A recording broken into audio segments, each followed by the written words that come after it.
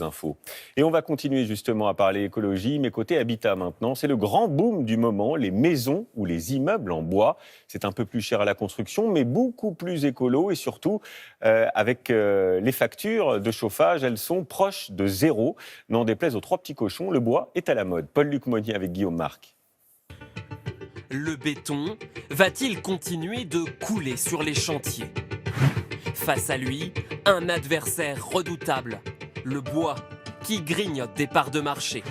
En France, plus 19% pour les immeubles, plus 20% pour les maisons. Quels sont les coûts, les avantages de ce mode de construction ? Dans ce lotissement en Gironde, un pavillon 200 mètres carrés, choix des propriétaires, du bois.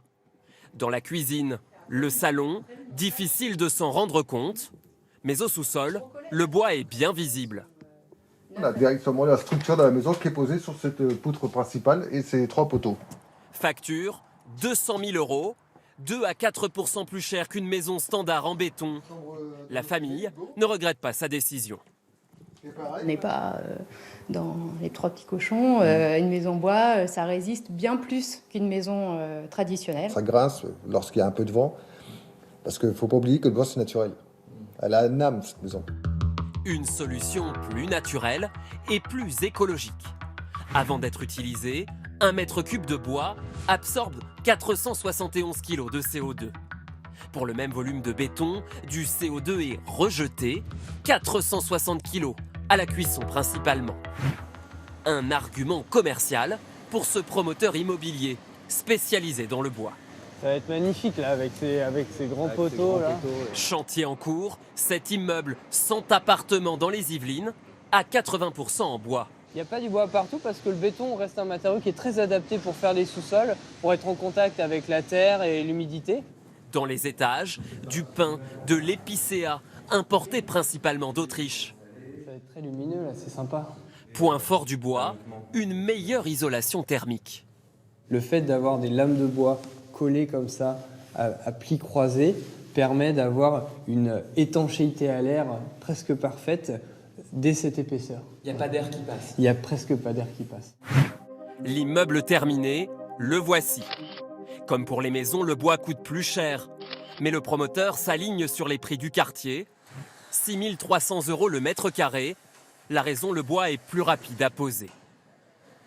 Sur ce chantier bois, on a monté un étage en 1 semaine et demie. Là où à côté, en béton, on monte à peu près un étage en 1 mois. Plus rapide, plus écologique donc, le bois commence à faire de l'ombre au béton. Impératif pour les industriels, verdir leur processus de fabrication. Dans cette usine en Vendée, la riposte, un ciment écologique. Matière première, des déchets industriels, venus des aciéries notamment. Toutes ces matières vont tomber, là, elles sont en train de tomber dans le mélangeur. Et ensuite, le mélangeur va tourner pendant un certain temps. Pas de four, pas de cuisson, contrairement à une cimenterie classique. Alors là, on a le produit fini.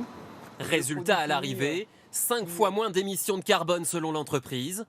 Principal argument face au bois, le prix.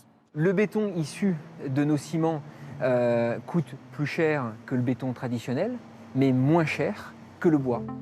Une solution qui commence à séduire les grands promoteurs. L'entreprise devrait ouvrir 2 nouvelles usines de ciment écologique d'ici 1 an et demi.